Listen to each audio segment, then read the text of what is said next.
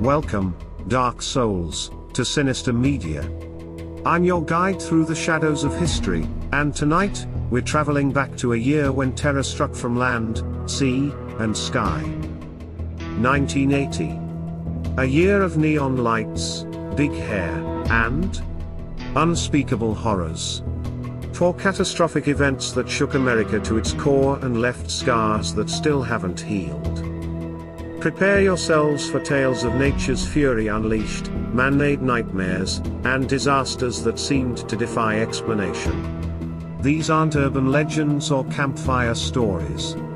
These are real events that turned ordinary lives into waking nightmares. This is Sinister Media's 4 terrifying events of 1980. Viewer discretion is advised.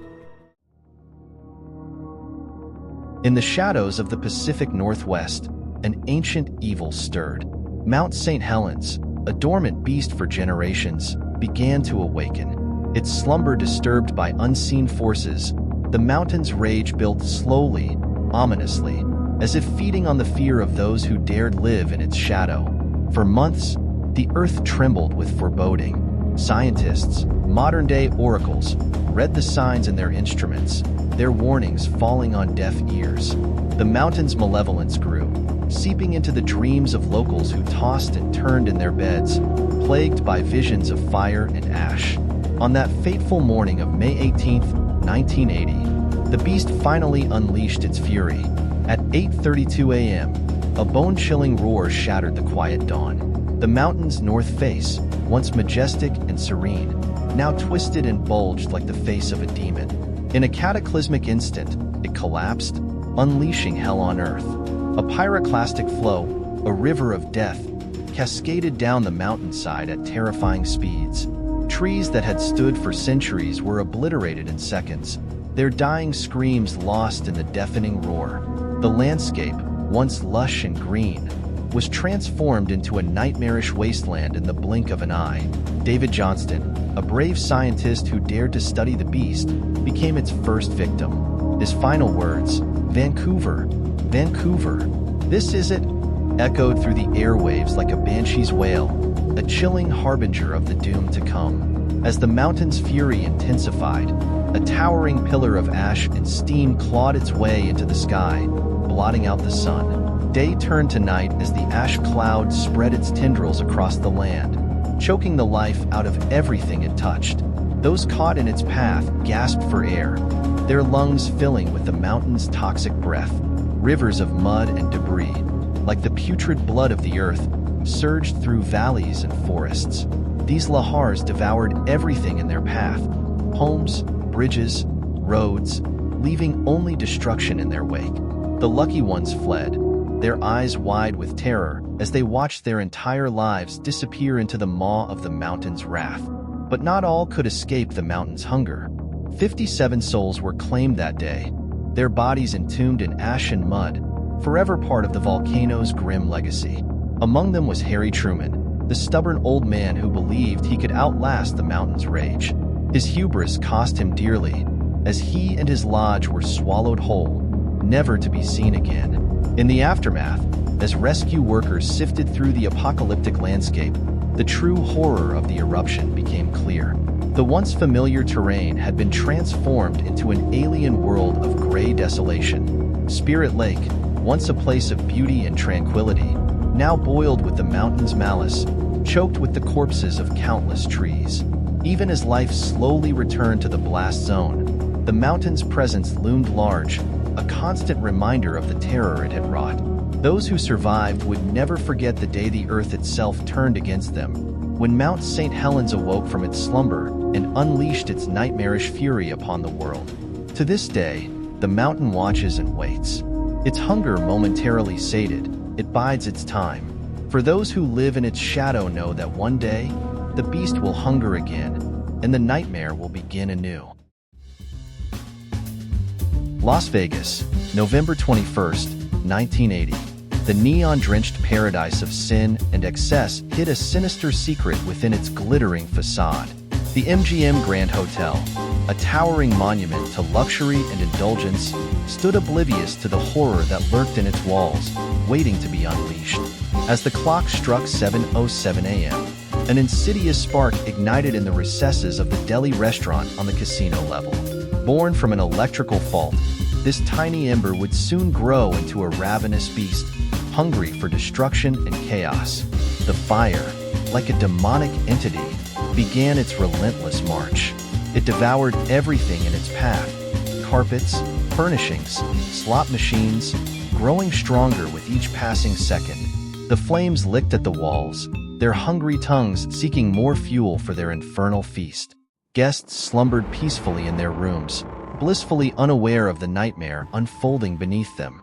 The fire alarm remained chillingly silent, a cruel twist of fate that would seal the doom of many. As the inferno raged, it birthed a thick, noxious smoke that slithered through the hotel like a venomous serpent. This deadly miasma crept up elevator shafts, squeezed through cracks, and infiltrated the upper floors, its tendrils of death reaching for the sleeping victims. The first screams pierced the air as guests awoke to a world transformed into a hellscape. Thick, impenetrable smoke filled corridors, turning familiar passageways into deadly mazes. Panic set in as people realized they were trapped in a 26-story tomb of steel and concrete. Some, driven mad with terror, leaped from windows, choosing a swift end over the torturous embrace of the flames. Others huddled in their rooms, desperately stuffing towels under doors, praying for salvation as the smoke inexorably seeped in. Firefighters arrived, their faces masks of horror as they beheld the inferno before them. They battled valiantly against the monstrous blaze, but the lack of sprinklers had given the fire an insurmountable advantage. Each floor they reached revealed new horrors, bodies contorted in final agonies, faces frozen in eternal screams.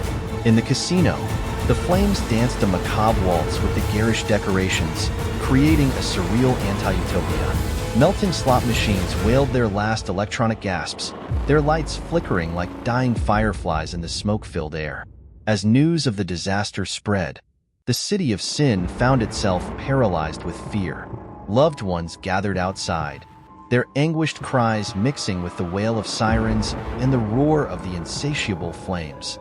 Hours stretched into an eternity as the firefighters fought their losing battle. When the last ember was finally extinguished, the true extent of the horror was revealed. 85 souls had been claimed by the inferno, their lives snuffed out in the most terrifying of circumstances. Over 700 others bore the physical and mental scars of their brush with death, their minds forever haunted by the memory of that fateful morning.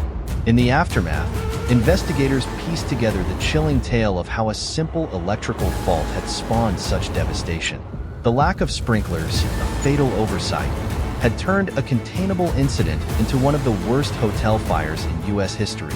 The MGM Grand stood as a charred husk, a grim monument to human folly and the capricious nature of fate.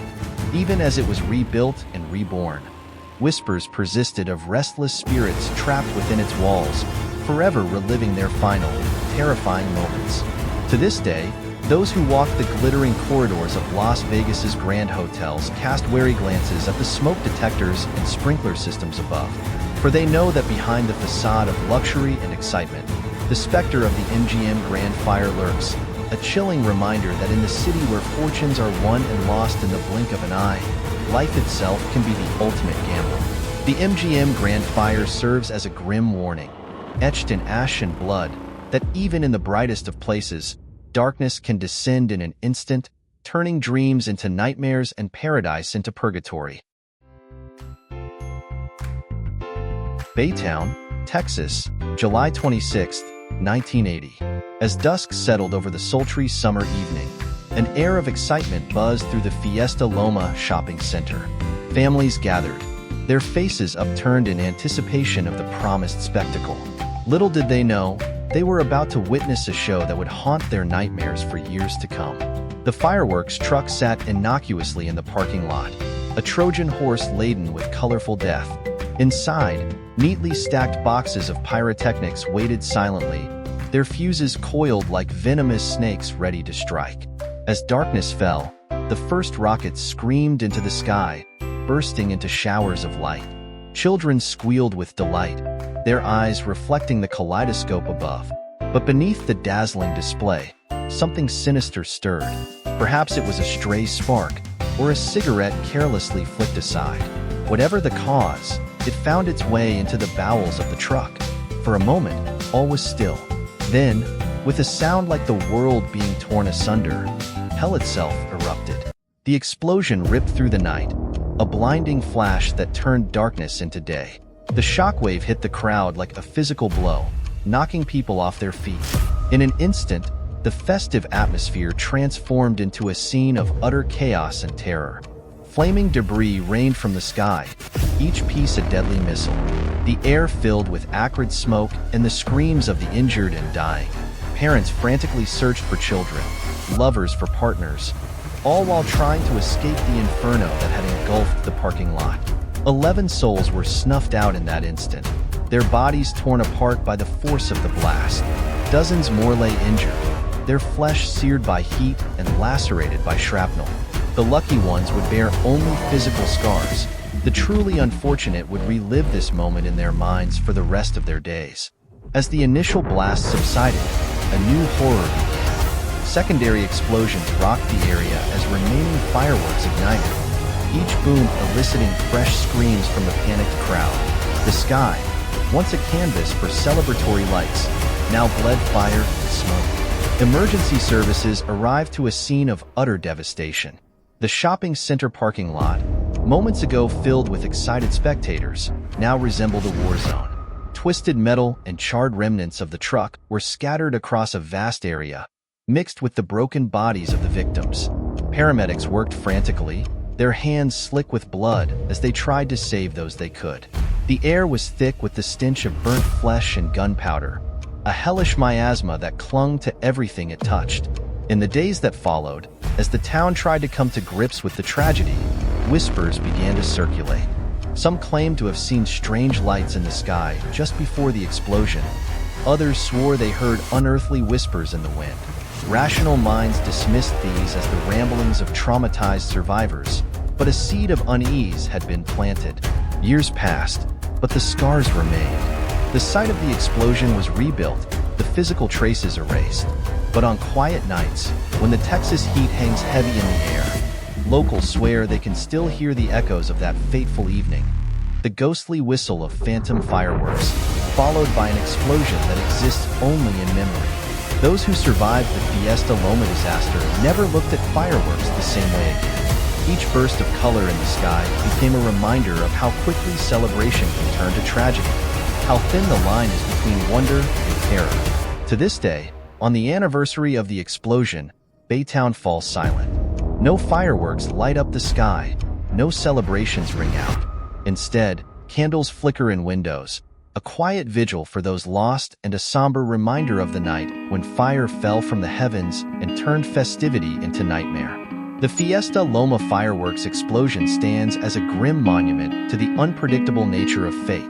It serves as a chilling reminder that even in moments of joy and celebration, darkness can descend without warning, turning laughter into screams and light into all-consuming shadow. October 31st, 1980. As darkness fell on All Hallows Eve, Southern Airways Flight 932 ascended into the ominous sky above Atlanta. The DC-9, a metal behemoth carrying 163 souls, climbed steadily through the gathering gloom, unaware it was flying into the maw of an insatiable monster. Captain Robert Bones McCoy, a veteran pilot with nerves of steel, felt an inexplicable chill as he guided the aircraft towards its cruising altitude. Perhaps it was the date, or the eerie stillness of the night air, but something felt off. In the cabin, passengers settled in for their journey, some donning Halloween costumes, others clutching Lucky Charms. Little did they know, no amount of superstition could save them from the horror that awaited. As the plane neared the outskirts of Atlanta, the sky suddenly transformed. What had been a clear night erupted into a maelstrom of wind and rain. Lightning crackled around the aircraft, illuminating the terror-stricken faces of those inside. Captain McCoy's voice crackled over the intercom. his forced calm barely masking the tremor of fear. Ladies and gentlemen, we're experiencing some turbulence. Please fasten your seatbelts. But this was no ordinary turbulence. Unbeknownst to the crew, they had flown into the heart of a monstrous wind shear, a meteorological demon that had claimed countless lives before. The aircraft shuddered violently, tossed about like a toy in the hands of an angry god. Oxygen masks dropped from the ceiling, swaying like macabre puppets in the chaos. Screams of terror mixed with the howling wind and the groaning of stressed metal. In the cockpit, alarms blared as Captain McCoy and his co-pilot fought a losing battle against nature's fury. The altimeter spun wildly, the ground rushing up to meet them at a terrifying speed. Pull up, pull up. The co-pilot's frantic cries were drowned out by the roar of failing engines. In those final moments, as the Earth loomed ever closer, time seemed to slow. Passengers clutched loved ones, strangers grasped hands, and silent prayers were offered to death gods. Then, with a sound like the world being torn asunder, Flight 932 slammed into the ground. Metal twisted, glass shattered, and flesh tore as the aircraft disintegrated in a hellish tableau of fire and destruction. The impact shook the earth for miles around. Those who witnessed the fireball blooming in the night sky would later speak of it in hushed tones, as if afraid the memory itself might summon the disaster anew. In the smoldering wreckage, a nightmarish scene unfolded. Bodies lay strewn about, some mercifully whole, others not so fortunate. The lucky few who survived the initial impact found themselves in a waking nightmare, trapped in a mangled metal tomb, their cries for help lost in the storm's continued rage. As emergency services arrived, they were met with a scene of unimaginable horror. The crash site resembled a vision of hell itself, twisted metal, burning fuel, and the agonized moans of the dying. Rescuers worked frantically, pulling survivors from the wreckage. Each life saved a small victory against the overwhelming tragedy. In the end, 146 souls perished in that field outside Atlanta. 17 survived, though many would wish they hadn't, their minds forever scarred by the horrors they witnessed. In the aftermath, as investigators pieced together the chilling tale of Flight 932's final moments, a grim realization dawned. The wind shear, a phenomenon barely understood at the time, had claimed yet another victim. The FAA, shaken by the tragedy, launched extensive studies into wind shear. New protocols were developed, new technologies implemented, but for those touched by the disaster, it was cold comfort. Years passed, but the memory of that Halloween night lingered like a malevolent specter. Pilots flying over Atlanta on stormy nights swore they could hear phantom radio transmissions, the ghostly voice of Captain McCoy warning of dangers unseen. At the crash site, now a somber memorial, locals claim that on the anniversary of the disaster, when the wind howls and lightning splits the sky, they can hear the faint screams of those lost souls, forever reliving their final, terrifying moments. The crash of Southern Airways Flight 932 stands as a grim reminder of nature's capricious cruelty. It serves as a chilling warning that even in our modern age, with all our technology and knowledge, we are still at the mercy of forces beyond our control. Forces that, on dark and stormy nights, can reach out and pluck us from the sky, turning a routine flight into a descent into terror. And so, we emerge from the darkness of 1980, forever changed by the horrors we've witnessed. For disasters that remind us how fragile our world truly is, and how quickly normalcy can shatter into chaos. As we return to the present, let these stories serve as a chilling reminder: terror doesn't only exist in fiction. Sometimes, the most horrifying tales are written in our own history. If you've survived this journey through 1980's darkest days, make sure to like this video and subscribe to Sinister Media. Join us next time as we continue to unearth the buried horrors of our past. Until then, remember, not all nightmares end when you wake up.